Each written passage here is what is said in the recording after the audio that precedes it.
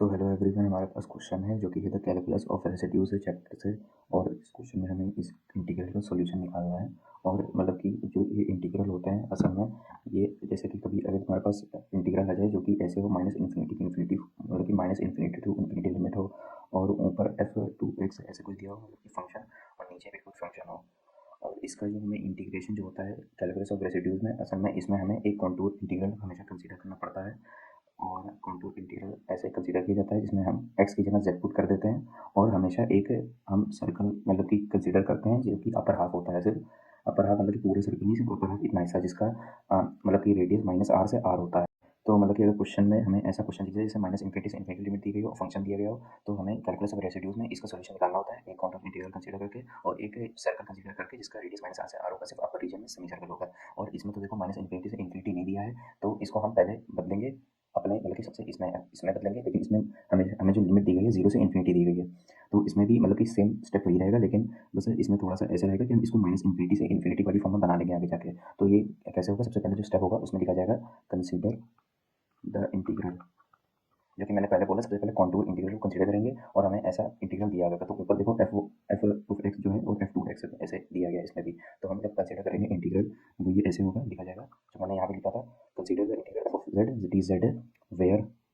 अब हमारा F of Z क्या होगा, एफ ऑफ जेड असल में हमारा होगा यहाँ पर ई की पावर आयोटा एम जेड। ये कैसा है मैं अभी बता दूंगा, upon Z square plus one. अब देखो यहाँ पर चीज़ नोटिस करो, कॉस एम एक्स है, तो हम अगर ऐसे लिख दें कि इसको पहले लिखेंगे कॉस एम एक्स, तो हम इसको ऐसे लिख सकते हैं कॉस एम एक्स को, मतलब कि sorry cos M X plus iota sine M X, और ये क्या हो जाएगा ई की power iota I M Z.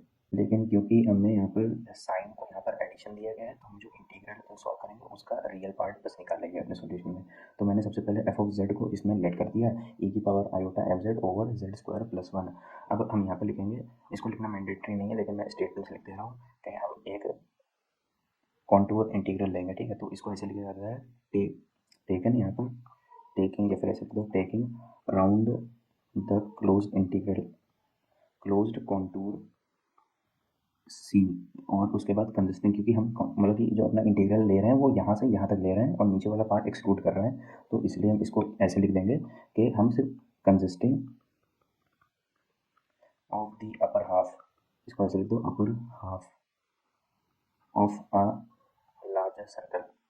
इसको लार्ज सर्कल क्यों बोला, क्योंकि इसके -r से r मतलब कि रेडियस है, इसकी रेडियस डिफाइन नहीं है, लेकिन इसकी -r से r हम बोलते हैं। और इसमें जितने भी पॉइंट्स होंगे ना, मतलब कि अगर डिनोमिनेटर में जितने भी हम इसके पोल्स निकालेंगे, वो सारे पोल्स अगर पॉजिटिव में हुए तो इसमें मतलब कि आ जाएंगे इस सर्कल के अंदर, तो इसलिए इसको लार्ज सर्कल बोला जाता है। उसके बाद हम इसमें एक और चीज़ लिखेंगे कि हमारा जो z है, मतलब कि z जो रेडियस है वो हमारा r है, और और हमारी जो एक्सिस है, मतलब कि जिस एक्सिस पे हमने इस सर्कल को लिया वो हमारी रियल एक्सिस है असल में, तो इसको लिखेंगे real axis -r to r। ये लिखना ज़रूरी नहीं है, लेकिन मैंने इसको मतलब कि बस क्लैरिफिकेशन दिखा दिया है। अब सबसे हमेशा जो स्टेप होता है इसमें मतलब कि इंटीग्रल में सॉल्व करने का, मतलब कि जो रेसिड्यूज निकालने का, वो सबसे पहले होता है कि पोल्स निकाले जाते हैं। तो हमने एक बार इंटीग्रल को इसको एफ ऑफ जेड को लेट कर लिया, अब हमेशा पोल्स निकालेंगे। तो पोल्स निकालने का तरीका ये है कि डिनोमिनेटर को 0 के बराबर हो दो, तो मैं यही रख देता हूँ putting Z square plus one is equal to 0। तो हमारे पास जो पोल्स आएंगे वो आएंगे प्लस माइनस आयोटा। अब हमारे पास जो पोल्स आ गए हैं, तो देखो हमारे पास दो पोल्स हैं जो कि आयोटा है और माइनस आयोटा है। तो माइनस आयोटा और माइनस आयोटा है, तो हमारे पास देखो आयोटा यहाँ यहाँ पे होगा और आयोटा माइनस में होगा, ठीक है, क्योंकि माइनस वाई एक्सिस में होगा। लेकिन हमारे पास जो सर्कल है सिर्फ इसमें आयोटा यहाँ पर आ रहा है, क्योंकि माइनस आयोटा सर्कल के अंदर नहीं, तो ये वाला पोल कंसीडर हम नहीं करेंगे और सिर्फ ये वाला पोल कंसीडर होगा जो कि आयोटा। तो जो हमारा रेसिड्यू होगा, the residue of F of Z हमें कहाँ मिलेगा, हमें मिलेगा जेड इक्वल टू आयोटा पे।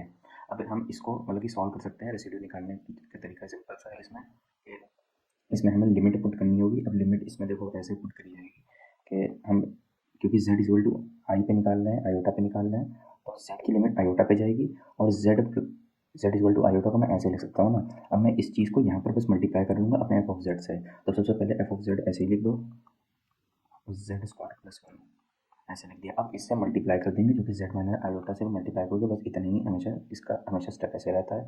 अब इसके रेसिड्यू बस निकालने, तो जेड स्क्वायर प्लस वन को मैं z minus iota z plus iota ऐसे लिख सकता हूँ, ठीक है। और z माइनस आयोटा और ये ऊपर कट जाएगा और ये बचेगा ई की power iota M Z z plus iota, और लिमिट जो थी z टेंड्स टू आयोटा। अब हम लिमिट इसमें पुट करेंगे तो यहाँ पर ई की पावर, यहाँ पर जेड में जब आयोटा जाएगा तो आयोटा में स्क्वायर होगा, फिर माइनस आ जाएगा और माइनस एम हो जाएगा और यहाँ पर 2 आयोटा आ जाएगा। अच्छा, ये हमारा रेसिड्यू हो गया, ठीक है, ये हमारा रेसिड्यू हो गया। अब हम इसमें जो ये हम निकाल लेंगे रेसिड्यू, इसके बाद हम यूज़ करेंगे कॉची रेसिड्यू थ्योरम का, क्योंकि हमें इसको कन्वर्ट भी करना था minus infinity to infinity form में। तो कॉची ऐसे लिखते हैं, कॉची रेसिड्यू थ्योरम। तो हम इसको ऐसे लिखते हैं, जो हमने contour integral F of Z is equal to D Z, जो कि ये बराबर होगा इंटीग्रल सॉल्व होने का, वो असल में होता है जब हमारे रेसिड्यू हो आएंगे तो सम ऑफ रेसिड्यूज बस होता है, sum of residues multiply by 2 pi iota, ठीक है। तो ये जो इंटीग्रल इसके बराबर होता है।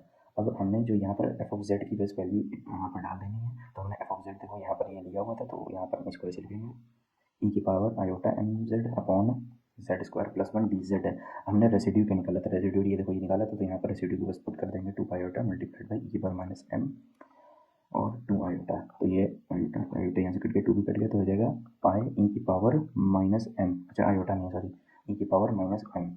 अब हमें इक्वेटिंग रियल पार्ट्स करने हैं, क्योंकि हमने इसको लेट किया था अपने इसको कॉन्टूर इंटीग्रल में लिया था। अब इसको हम मतलब कि रियल पार्ट में बदलेंगे, रियल इसमें करेंगे इक्वेटिंग। हमारा जो यहाँ पर इंटीग्रल था फॉर्म में, जो हमारा यहाँ पर इंटीग्रल था, इसको मैं ऐसे लिखता हूँ, ये जो फिर से मैं लिख देता हूँ एक बार, Z square plus 1 D Z, इसको हम ऐसे ही लिखते हैं minus R two R E की पावर आई एम एक्स। अब एक्स यहाँ पर आ गया क्योंकि यहाँ पे जेड था। अब हम यहाँ पर एक्स को फिर से ऐसे लेट वैसे पुट कर देंगे, और जब मैं रेसिड्यू यहाँ पर निकाला था इसको हम इसके बराबर रख देंगे।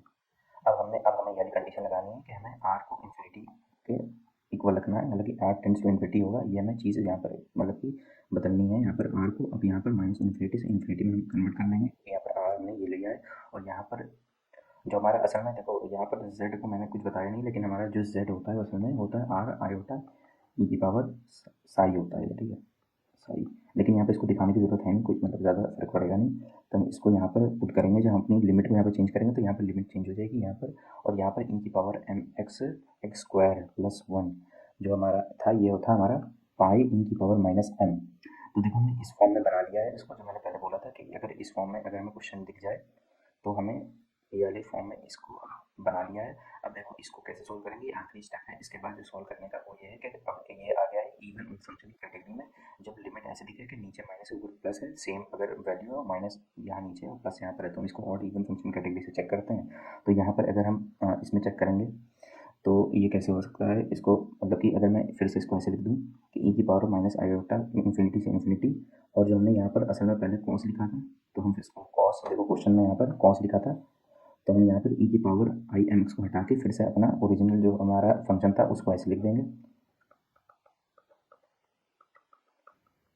अब इसमें हम इवन ऑड की कैटेगरी आराम से चेक कर सकते हैं। तो जब सबसे पहले इसके अंदर फंक्शन के अंदर -1 डालो, तो फंक्शन के अंदर हमने यहाँ पर -1 डाला, इसकी जगह -1 है, लेकिन कॉस के अंदर जबकि माइनस होता है, माइनस को मतलब कि बाहर आने नहीं देता, माइनस अंदर होता नहीं है, तो यहाँ पर माइनस बाहर नहीं आता, तो ये प्लस प्लस रहता है। तो नीचे -1 डालेंगे तो एक्स स्क्वायर माइनस फिर प्लस हो जाएगा, यहाँ भी मतलब कि इवन फंक्शन है। तो इवन फंक्शन होता है तो लिमिट अपने आप को चेंज करती है, ये होता है कि माइनस वाली लिमिट बच जाती है, बस 0 से इन्फिनिटी लिमिट रहेगी, और ये जो चीज़ है ना ये मल्टीप्लाई बाय 2 हो जाएगी, और ये cos M X divided by X square plus 1, ये चीज़ ऐसी लिखी रहेगी डी एक्स आई ई की पावर माइनस एम। अब हम इसको 2 को बस यहाँ पर ले आएंगे, तो हो जाएगा 0 से इन्फिनिटी ई की power M X, sorry E की पावर नहीं, cos M X X square plus 1 D X है, और ये बराबर हो जाएगा पाई ई की power minus M divided by 2। तो ये इसका आंसर हो जाएगा फाइनल, ये इंटीग्रल ऐसे इसका आएगा।